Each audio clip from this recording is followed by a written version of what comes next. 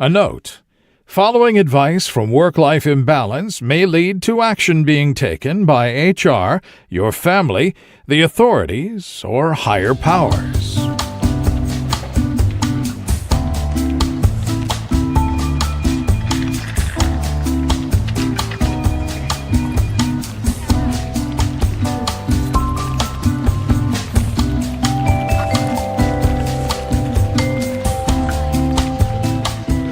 Welcome to Work-Life Imbalance, an advice show focusing on workplace and lifestyle issues.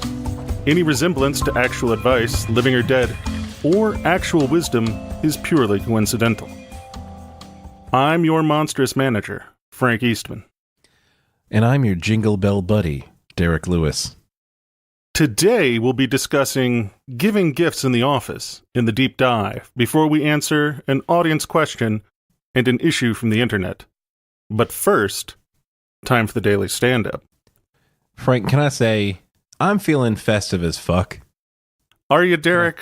Are you festive? No, I'm feeling fake festive as fuck. How about that? Okay, like maybe I can find a jingly bells sound effect to play over the background of this. Yeah, that's probably for the best. But this is our somewhat Christmas themed episode, so we kind of do have to be festive. Yeah. So I'll turn on the festive, and we'll make it work. I don't know how I'm doing for the festive so far. Well, unfortunately, we already missed Krampusnacht. When was Krampusnacht? December 5th. Oh yeah, we missed that by a good margin. Yeah, so we can't have a happy Krampusnacht. Is it? Can anybody have a happy Krampusnacht? Like, isn't that kind of the point? Well, yeah, but I suppose horrible people can have a happy Krampusnacht. Okay, because I have seen multiple renditions of the movie incarnations of Krampus, and never ends up well for anybody. Yeah, he's not a cheerful fellow. No, but that's okay. That's what the jolly motherfucker is for. I mean, Santa Claus is the jolly, and the Krampus is the killy. I don't have a rhyme for that. I thought I would by the time I got there, but I didn't. Now, have you heard of the Mary Lwyd? No, I haven't, and I'm not even sure I have now. What the fuck did you say? So Mary Lwyd, it's Welsh, so there's no vowels in that last word. Right. My family is Welsh, so I am very familiar with how to horribly pronounce Welsh things. So essentially, it's a wassailing custom in the south of Wales. It entails the use of a horse's skull mounted on a pole and covered in muslin fabric. Boy, that's metal as fuck. Yeah, and you go around to people's houses with this fucker. And what are they supposed to do when you get to their house?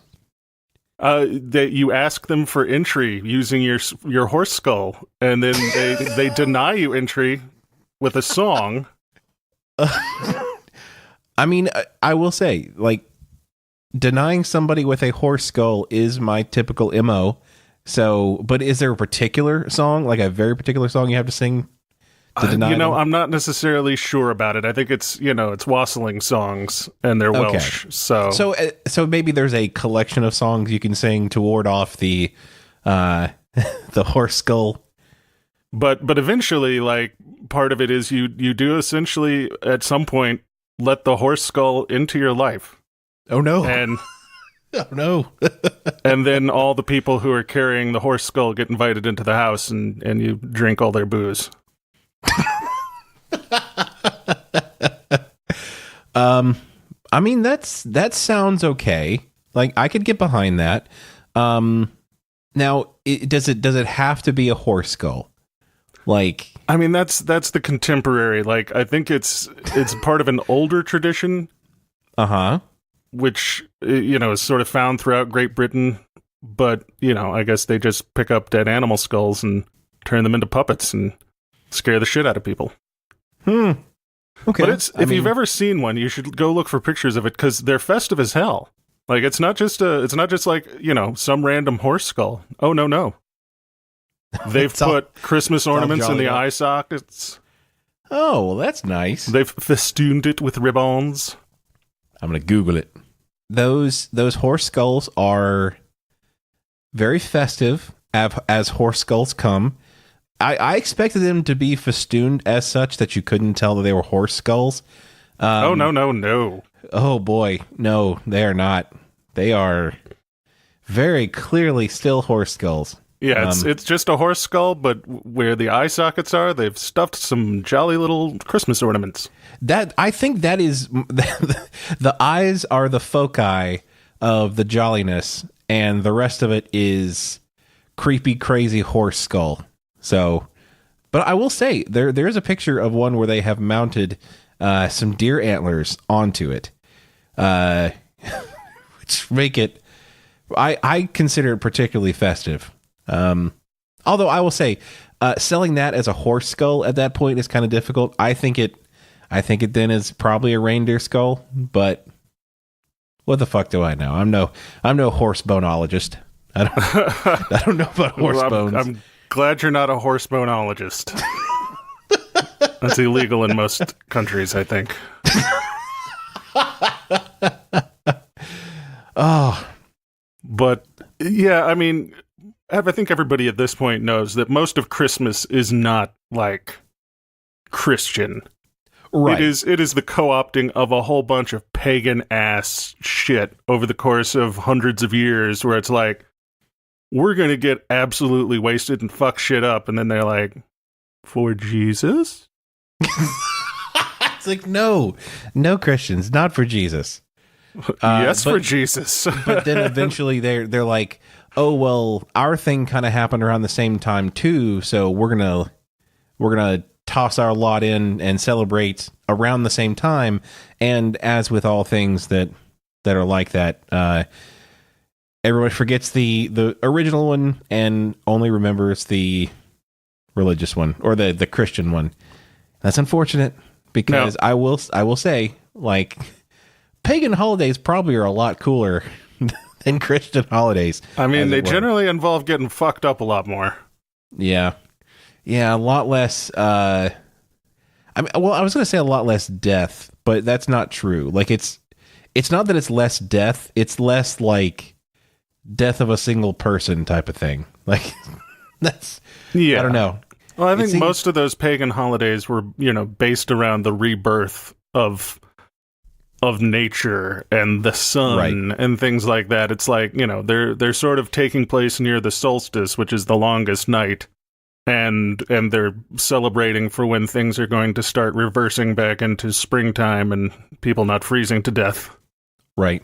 See, though I'll say something you just said, just kind of, I think it's exemplary of our opposing viewpoints, is that I consider the solstice the shortest day, and you consider it the longest night. I suppose there's that. Like, I don't think I have once in my life considered the solstice as the longest night. It sounded so ominous when you said it. I was like, ooh, the longest night.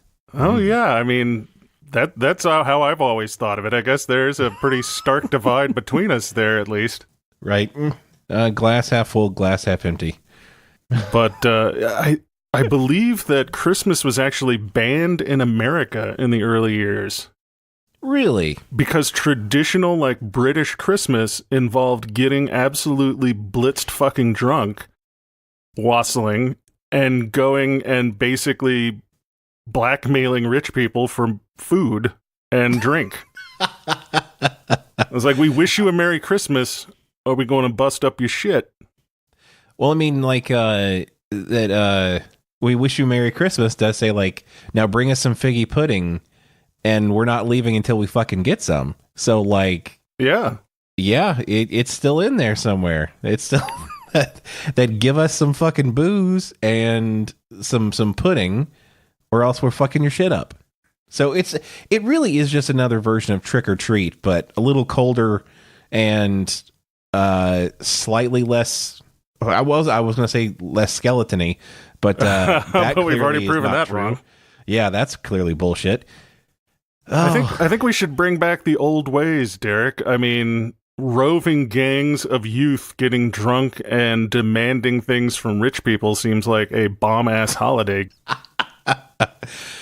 Oh, God.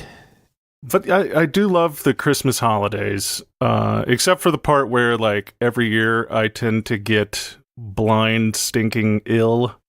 Yeah, I was about to say you have your own particular Christmas festivity that luckily you don't share with the rest of us. I try not to. It's my holiday tradition of finding whatever disease I can get. And this year, the Christmas spirit came early. I found you early. You didn't even have to go door to door licking doorknobs. Nope, I didn't have to visit every truck stop this time, Derek. It came looking for Frank Eastman. I went to lunch, and apparently that lunch was questionable. And I missed most of this previous weekend. Like, it's just a blur. See, that's the unfortunate thing. You never know what lunch is going to be the questionable one. Well, see, the lettuce is already green, Derek. This is the problem with eating healthier. You can't tell when it's gone bad because it's already green. Exactly. And not to mention the recent E. coli problems that have come on with all the romaine lettuce and things like that. So, and there's at the this thing, point, like, I was looking at the salad, and it was a head of iceberg wedge, and I'm which like, should be safe. I'm like, all right, there hasn't been any like, this is definitely not romaine. This is definitely, I can see that this is an iceberg wedge. Right. I will be fine. But no one said anything about the tomatoes. Yeah. Which I can't recall ever being sick from a tomato. So I'm wondering what the fuck they stored that under while it was being transported to whatever restaurant you had it at. It got cross-contaminated with something foul. Oh boy, yeah, no. Ooh. It is days and days later, and I'm still a little delicate. Like, I am currently off my diet. I had been doing, the low carb thing, but the low carb, I've been doing kind of a high fat for fuel type thing. Right. Mm-hmm. And that works for me really great, except I woke up like this morning and I went in there and I was going to make my breakfast is usually like some bulletproof coffee. Right. And I was like, yeah, I'm going to make this bulletproof. Oh, God. No, butter and coffee. I started pulling out the butter. Started getting a little yucky. Yeah, I'm just like, oh, no. I think I'm just going to have some toast. Yeah. Yeah, nice plain toast. Sounds real good right now. Dry toast, no butter. Oh.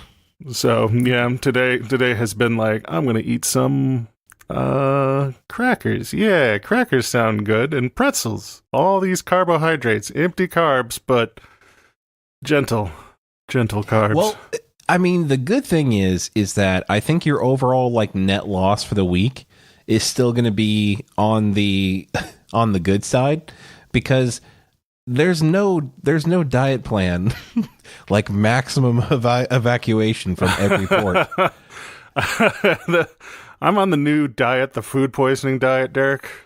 I mean, we've talked about it before, like personally, like that's a diet that I don't do often, but if I've got like some sort of gala to go to or something like that, I'll just start eating a bunch of oysters and seafood and stuff. And I mean, I guess maybe I don't intentionally do it, but I find myself doing it, and then I get deathly ill, and I look up and I show up looking just suave as hell. I think I've got an idea for a new business, Derek. See, I'm doing this at the wrong time. I'm doing it around Christmas when I should really doing it around New Year's.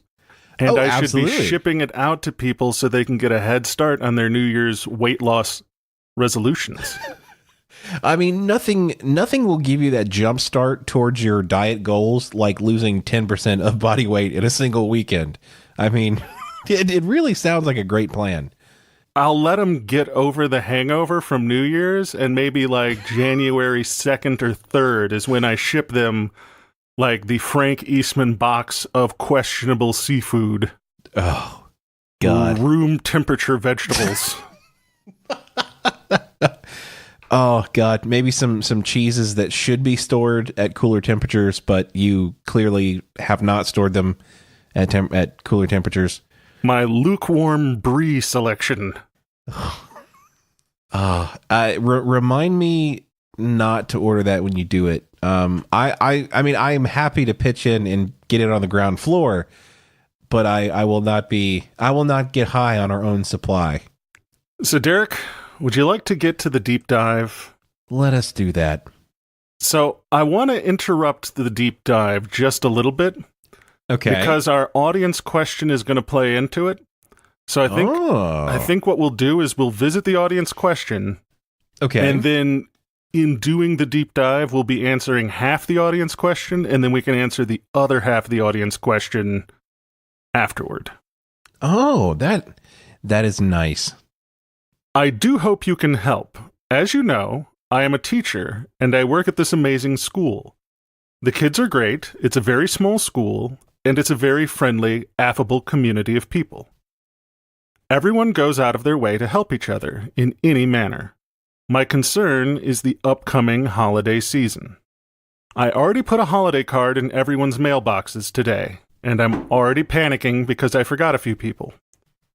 But I haven't found out yet how this crew tackles the gift-giving situation or whether or not they do it at all. And then there's the holiday outings. Does it look bad if you don't go?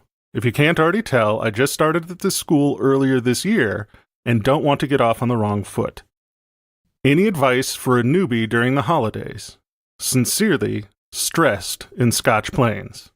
Wow. You will also not believe this, but the issue from the internet is actually about Christmas office outings. It's all coming together, Derek. It's all one subject. It has all come together. It's a Christmas miracle. So let's talk about the first bit pertaining to the audience question and the deep dive, which is exchanging gifts at the office. So I don't have a whole lot to say about this one, primarily because I don't consider myself a particularly good gift giver or prolific gift giver, especially at the office. And it always makes me a little bit concerned at a new workplace because, you know, there's some people that don't expect you to return the favor if they give you a gift. So if there's somebody that they just get so much joy about giving their coworkers gifts, you should probably be good not reciprocating. But there's some people that don't actually or don't necessarily advertise that they're one of those people. So they give you a gift and you are all of a sudden in a tough position. So Frank, on that scale of so generous that you expect nothing in return to so icy of a heart that you don't even want to receive gifts, where would you fall? Bah humbug, Derek. I mean, I figured you were towards that end of the scale. It definitely makes sense, I think. Yeah, I mean, for me, like, the whole gift-giving thing is an additional stressor at the office, so I'm not necessarily for it. I do like that, and I've seen it a lot, especially in the last few places that I've worked, is they do sort of one of those white elephant, dirty Santa kind of things where it's a blind gift-giving thing. And then right. What's nice about that is they often have rules associated with it. So they're like, gifts shouldn't be any more than X number of dollars, and you're just going to put it in a thing, and then it's going to be randomly sort of chosen, so you're not buying specifically for anybody, and you don't feel cheap, you know, like you got a dollar amount that you're kind of aiming for. And for like Dirty Santa or Yankee Swap or whatever, like typically it is like low, like it is like $15, something like that. So it's not like, you know, okay, everybody has to give like $100 gift or something like that. Like it is fairly low, fairly, essentially it's meant to be kind of gag gifts. Like it can be like something cool-ish that you can get for that price range, but at that price range, most gifts are going to be gag gifts. So it puts everybody on the same playing field. I've seen some people fuck that up because I am on board with the gag gift. And then like one year some dude had brought in like a beautiful handcrafted box. Uh-huh. And it's like, low price is not priceless, man. You can't be like, oh, it cost me less than $15 in all the materials that I used to handcraft this box. This thing.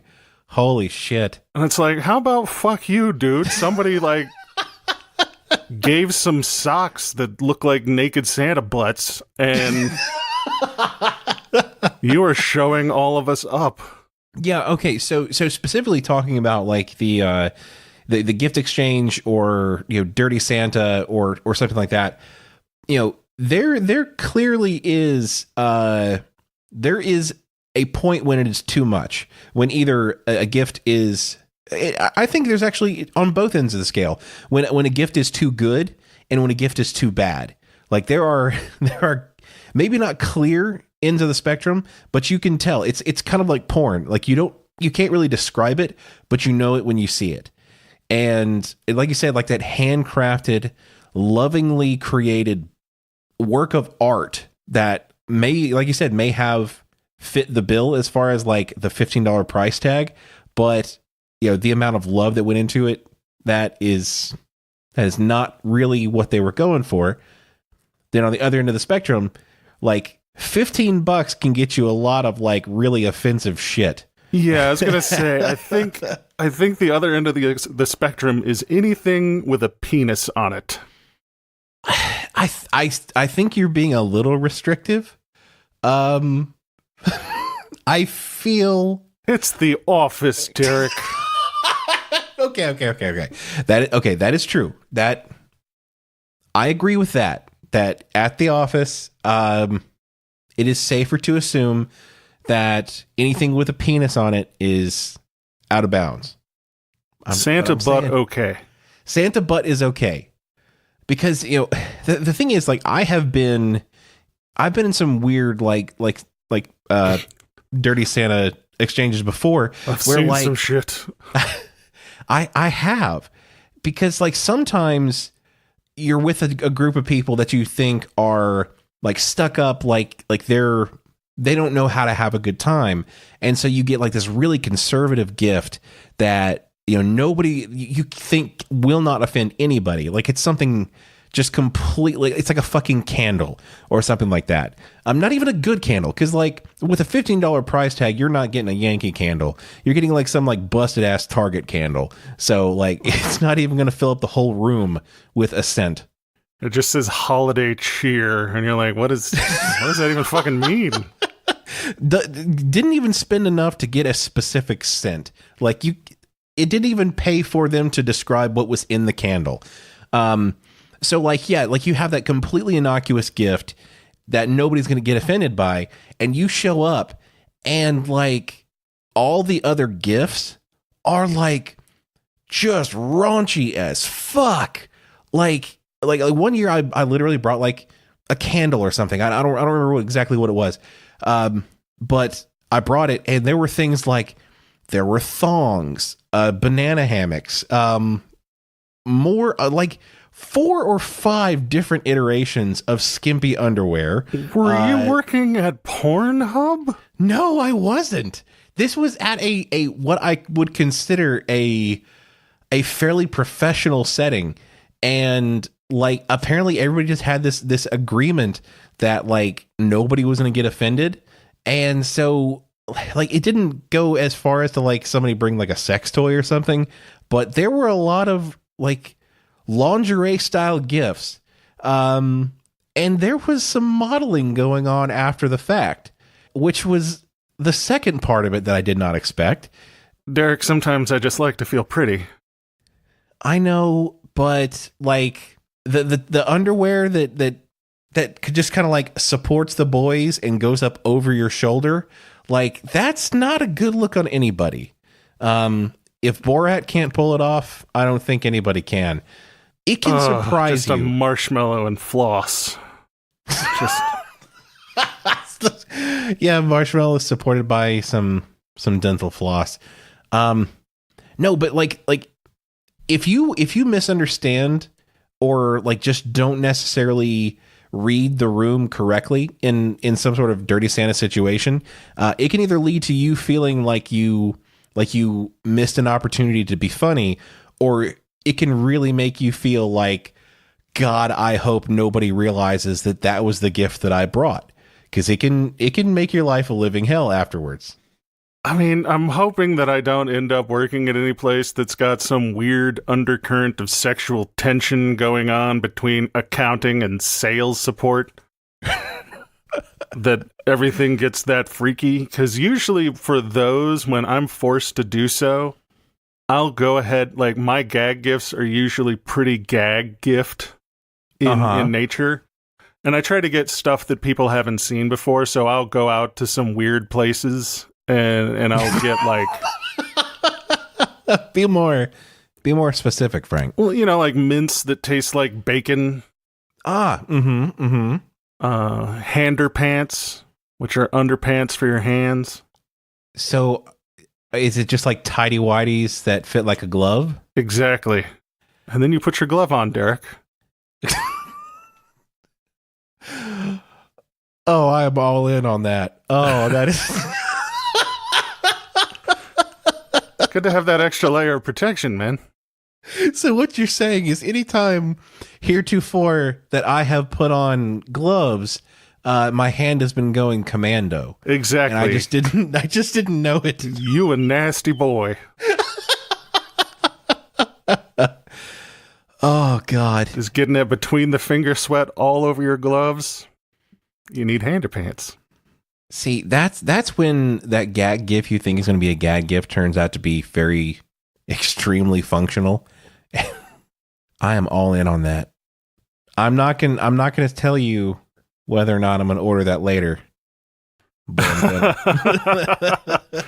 Derek's like, gag gifts. This is just a real gift from me. So if anybody wants to send me some hander pants, shoot us an email. I'll give you us the address, and you can send me some hander pants. Treat yourself. Treat myself to some hander pants. Okay, so outside of the Dirty Santa or Yankee Swap, or what was the other one you called it? White elephant. Okay, first of all, why the fuck do they call it a white elephant? The fuck if I know. Like Okay, that one, right. I know that I usually, I don't say anything unless I can bust out a random piece of fucking trivia for it. So right. It's an understandable question, but yeah, I don't know. I always used to call it a Yankee swap, and then someone was like, "You want to be part of the white elephant party?" And I'm like, First of all, that sounds like a sex thing. It absolutely sounds like a fucking sex thing. Like, Kathy, you work in HR. This is uncomfortable. You're setting a bad precedent. But no, okay, white elephant party, Dirty Santa, Yankee Swap. Outside of that realm, like just giving people gifts around the office. I mean, what is too much? Like what is acceptable in that? Because I feel you can definitely go a little bit above and beyond and make things kind of weird. I want to say, like, honestly, if you're the person doing it and you really like doing it, then you have to go into it with the assumption that you're giving and not going to be receiving. And if absolutely, like, anything other than that is a bum move. Like, that is bullshit of the highest order, just because I don't like, and I don't even honestly for myself, I don't like the person who goes around and they're that plucky, upbeat person in the office who's like, here, I got you that, like, whatever for Christmas, happy holidays. Right. And I'm like, I didn't get you shit. Now you're making me feel awkward. Excellent. Right. Thank you.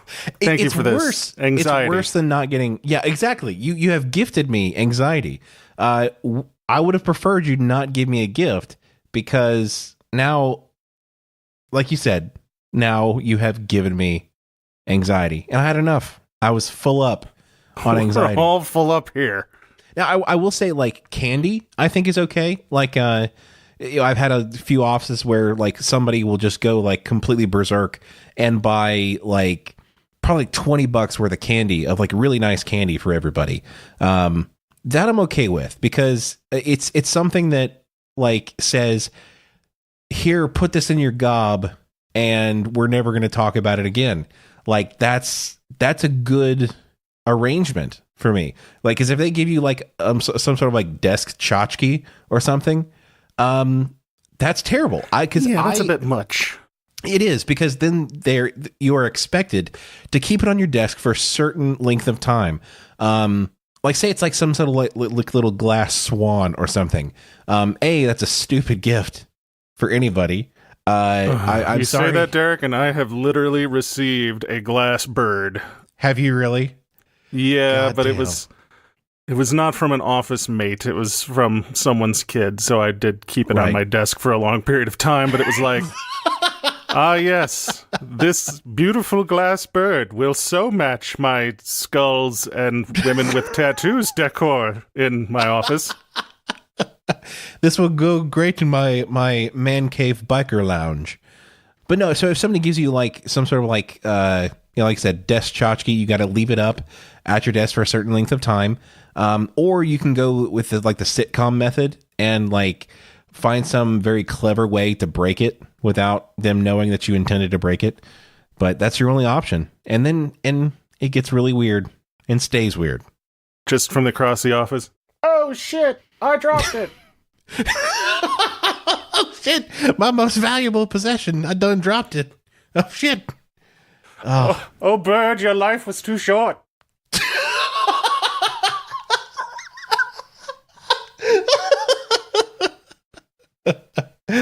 Oh. Now I kind of want somebody to give me one so that I could reenact that scene, because that is Now- beautiful. I have a friend, and she's a little bit extra. And I think one year she like gave everybody candy canes, and then tied to each candy cane was like a little tag that, you know, was handwritten like to so and so from so and so. Okay. And I think that's nice. Like, it's got that handmade gesture that shows that this person cares a lot more about other people than I do. I mean, if anybody wrote anything and then handed it to me, like, I would feel flattered, because I cannot remember the last time I have written anything for anyone that wasn't related to like money. Like,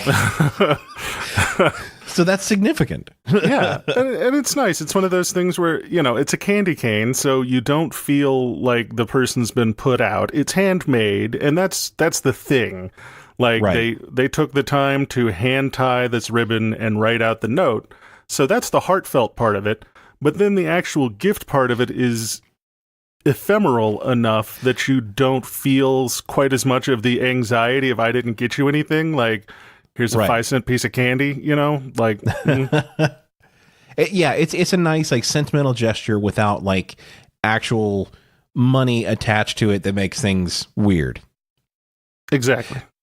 Yeah, so I mean, as far as like gifts around the office, if you want to give gifts, I think that you should be allowed to give gifts, but go into it knowing that you may be the benevolent soul in a group full of complete curmudgeons like Frank, and they may not receive your gift well. Chances are they're not going to like you less for having given them a small gift, but be prepared. It may happen. Here's my secret for Okay. when this happens. This is legit a Frank secret, and now I'm going to have played my hand and no one's going to buy it again. Okay.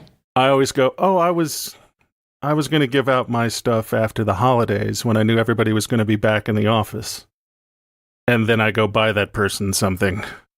Nice.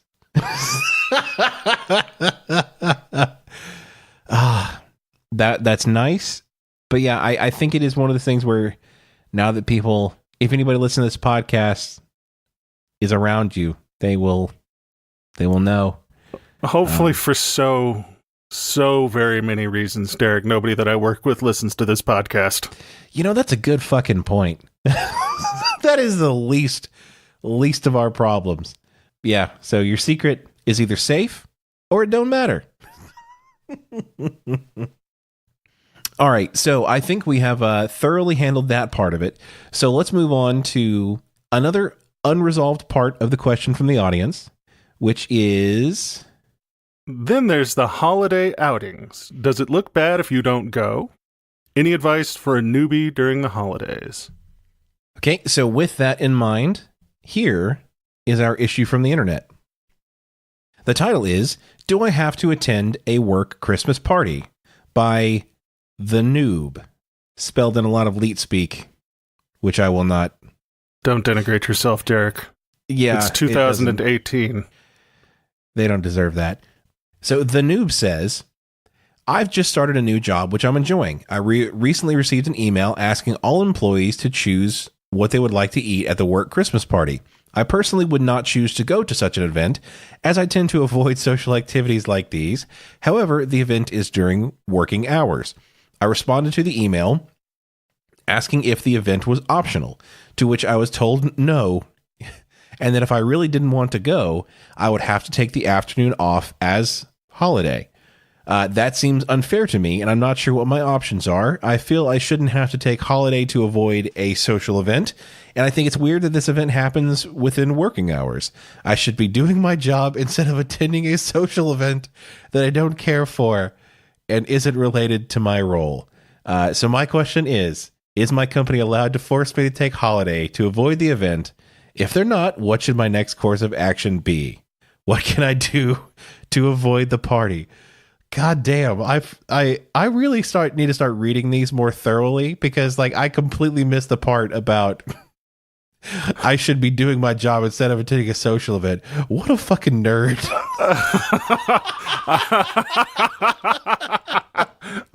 Look, I mean, I get it. Like I'm not going to be like the first one jumping up at a social event, but fuck it, man. If it happens during work hours, like I'm all for it. Like that's fine. Like I'm not so like enamored with my SQL query that I'm not going to go grab a drink with the company. Like, well, and I'll tell you how I handled the most recent one. There was a holiday thing during working hours, and I went the fuck home. Which I mean, that is kind of what they're getting to here, is that the company did tell them, like, we're having a Christmas party. You either have to attend or you have to take vacation to cover it. So, and if that's the situation, like, I'm not going to bring a class action lawsuit against the company, for making me attend. Like, my social anxiety is bad enough that I don't think it's going to be improved by going to court. That is a fantastic point. Because now I'm a dildo in front of like God and everyone, and a jury of your peers. I mean, Jesus, yeah, that is a great point. That there is at some point, going to court is worse than just going to the social event. Which, like you said, social anxiety is certainly an important factor to play here. But yeah, don't take it to court. I mean, at worst, like, this guy is going to be charged like half a day of vacation, which I get it. Like some people only get like 5 to 10 days vacation, which is not good. Like, you don't want to waste it on doing that. But just go. Like, it doesn't say that you have to be. Now, the question I would ask, honestly, is how present do I have to be at the Christmas party? Like, if you have to go and, like, let's say there are 5 team building events and you have to participate actively in 3 out of the 5, that might be a little tough. But if you can just go and be a wallflower, just like go get yourself a cocktail and chill on the side and, I don't know, watch some Twitch or something. I don't know what the fuck you do. Revelry will continue until morale has improved.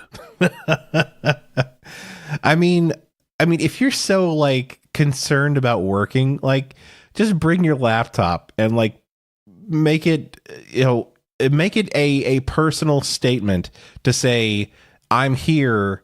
I am, I'm doing what the company has asked me to do, and I'm still working, laps around the rest of you fuckers. Get on my level. Like, the guy who brings his laptop, like that power move, I think gets you sent to hell. Like, that's up there with talking in the theater. But it depends on what you're talking about in the theater. If you're talking about the, I'm so little of a movie snob that I can't even come up with like a movie snob thing to say, in the false scenario where some uncouth bastard would talk in the theater. And see, Derek, I was thinking about, plays and shit. I think movie theater is the more. Do people talk during plays? Like, I feel that like the movie theater like is enough people go to the movie theater, enough normal people go to the movie theater that you don't talk in a play. You don't talk at the theater, regardless of whether or not it's a movie theater. Well, no. I'm not saying that you should talk in either one. I'm just saying I feel that there's a different class of people that go to a play. I've known a lot of musical theater nerds. They're too reverent to talk during a play. But like some like Joe Schmo that's going to be talking during the Avengers, like he's not going to go and see Romeo and Juliet. Like, just saying, the clientele is different. This is probably true, although I think we would all do better to go see a little Romeo and Juliet. Although, here I am, and I can't help myself, but like, Shakespeare was really the Michael Bay of his time. Like, he was producing junk to be consumed by the common man. This is not... Absolutely. It has become highbrow only because the language has diverged somewhat. It's all dick jokes. Dick jokes all the way down to the bottom. That... If you think about the parallel to that, like, if in, another... 150 years, 200 years, if like Michael Bay is seen as like a classical artist of the movie genre, I really worry about what the future would be like if that was the case. Where were we? Yeah. So yeah, going. Bring your laptop to the work party. It's not a great look. Like, sure, you can get work done because that's all you care about. That's fine. But yeah, people will make fun of you. You will be the dweeb of the office if you weren't already. I have a hard time believing that people don't already think you're the dweeb of the office. Yeah, I have to say, they already hate this guy. Like, yeah. He doesn't realize it yet. He's like, I wonder if anyone likes me. And the answer is no, they don't. No. They know how you are. And yeah, you can fix it. Like, you can turn it around and be the guy that people like. But this is not the way to do it. Like, and I will say that when it's talking about him responding to the email, it did say like, they responded to the sender, not to all. Because, like, I have seen that happen before where, like, an email gets sent to the whole company and somebody who is, like, either being very pedantic or just being kind of a tool, like, responds back to the entire mailing list. Yeah, that's not a good look either. So at least he had the common sense not to do that. This is not the Office Crimes Division episode, Derek. And Reply All is part of Office Crimes. Chung chung. But okay, so yeah, if you're the kind of douche nozzle that is going to get litigious about being forced to attend the holiday party, then you've probably got a lot more in the way of social problems than I do. But like, here's how I handle these. If there's not a polite way to avoid the Christmas party, If, for instance, the Christmas party is like, hey, RSVP, if you're going to be attending, remember to accept the meeting so we can get a head count. Well, then that's a great opportunity for you to just not. Absolutely. But if it's one of those, everyone has to come to the Christmas holiday party because, the president makes a tradition out of getting up on top of a desk or something and giving a speech, and that's when they hand out the $100 gift cards to Applebee's or something. Right. Then I will go to those, and I will be conspicuous in my visibility for a short period of time early on. Do you have like some sort of like transforming holiday attire that like when you come to the party, it just looks like a regular suit, but at some point you can like pull a tab and like some like vibrant Christmas plumage pop out so that everybody can see you? Yeah, it's I push a button and then the LEDs kick up and it's got Little Drummer Boy, but it's like a dance remix. Little electronic drummer boy. Parumpa pump pump. Christmas. My techno impression is not nearly as good as yours, all things considered. Which is weird because I'm the far less musically apt. Oh God, I'm just too close to it. I can't. You can't take quite the piss out of it that I can, huh? I can't mock the thing I love. But no, I'll sort of show up and I will be, very particular about saying hello to my boss and anybody that's obviously important, Pam from HR, and then I will slowly fade back into the foliage like Homer Simpson. And then I'll just leave. Yeah. And then if anybody asks, they're like, "Yeah, I was at the holiday party," and they can be like, "Oh yeah, I remember he was at the holiday party for 15 minutes." Right. And then for the next hour and 45, I was downstairs at my desk. Yeah, but because people are not necessarily going to be keeping super close tabs on you, especially if you work in a larger company. Like they will see that you are there, and that is a checkbox in their mind. And then they will, go on to try to count for everybody else that was supposed to be there. So I will say, like, if this is a during work thing, yeah, like you can come, be counted, grab yourself some hors d'oeuvres or whatever, and then, go back to your desk or do whatever. Like if it's during work hours, probably stick around, do some work. Like if you don't feel like fraternizing. But if it's after hours, like we may have even talked about it before, but there is a fine line. Like there is a point at which an after hours like Christmas cocktail party becomes Facebookable or live streamable, and it becomes fireable offense material. Oh yeah, that's not a good look for anybody. Yeah. You need to peace out long before the fireable offense started happening, but stay long enough that your presence is noted. So if you're looking for a minimum requirement, that's it. Now, if you are, I guess so looking at it from a non-negative standpoint, what would we say to the people that actually like going to Christmas parties? What is wrong with you? Why? I mean, I will say I do enjoy some Christmas parties because typically there's a decent amount of like tasty food. And typically with the Christmas party, like there is like some sort of like swag or something being given out that you wouldn't get unless you like went to that party.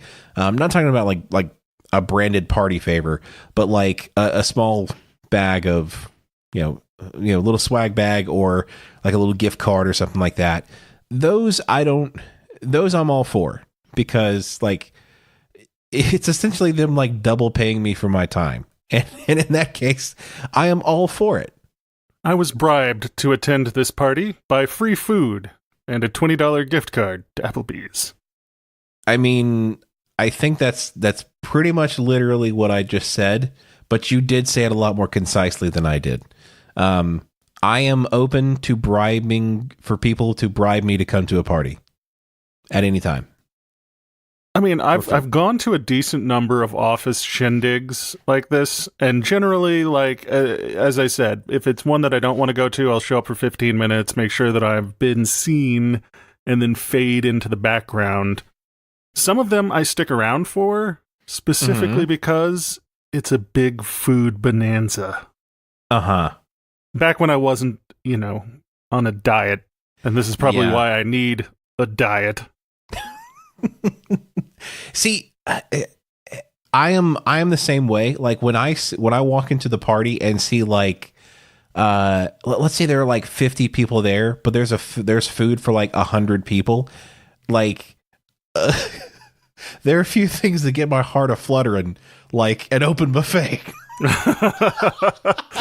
An open buffet with more food than the people there can eat. I feel the Christmas spirit coming upon me.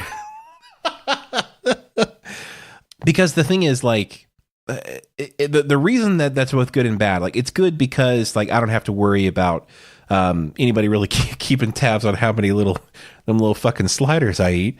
But also it's bad because, like, at my core, like not my like core, like my abs, like I guess also at my abs, I'm a grazer. But like, it's where it settles. Yes, that is absolutely where it settles. But just in general, like I'm a grazer. Like if I'm at a place with food, I will go and I will have like round one, and then I'll stand around for a few minutes saying, you know what, I did okay. I didn't do great on my diet, but you know what, it's the festive season. That's fine. Then about 15 minutes later, I'm like, you know, round two, fight. I could go for more of them sliders, and so I'll make another half plate. I'm like, you know what? I'm just gonna have a little bit. The problem is rounds 2 through 9 are all, you know, those little half plates. So, you know, by the end of the night, I've had like 7 human portions of food. And then the Christmas party shame sets in. I'm hoping no one noticed that I ate that entire pie, one slice at a time. Oh, that would be so much funnier if that wasn't close to the truth. You leave one slice, Derek. You leave one slice so that you can say to yourself and to God that you didn't eat that entire fucking pie. You're really bumming me the fuck out. I feel attacked. Like, oh God, you're reading me to filth here, Frank, and I'm not for it. Now I want some pie. Oh, all right. You want to punch the clock, Frank? Let's punch the clock, Derek. Punch this festive clock. If you'd like to send us a question to answer on air, please send them to questions@WLIcast.com. If you want to connect with us, you can go to WLIcast.com, where you'll find all of our social media links and also our links to our store, Patreon, and other ways you can support the show. A big thank you to our growing list of patrons on Patreon. You lovely people have pitched in to help us make the show bigger and better, and we thank you from the bottom of our hearts. And guys, there is nothing better for growing our audience than word of mouth. And that means if you like the show, share us with the people you know and tell them all about us. It would be a great, wonderful Christmas gift to us and to them, to be honest. Yeah, give the gift of me. What more could anybody want? So tell a friend, tell an enemy, tell a frenemy. This has been the Work-Life Imbalance Podcast. I'm Frank Eastman. I'm Derek Lewis. And with that, I think we're going to have to transfer you. Here we come, a-wassailing among the leaves so green. Oh, wow.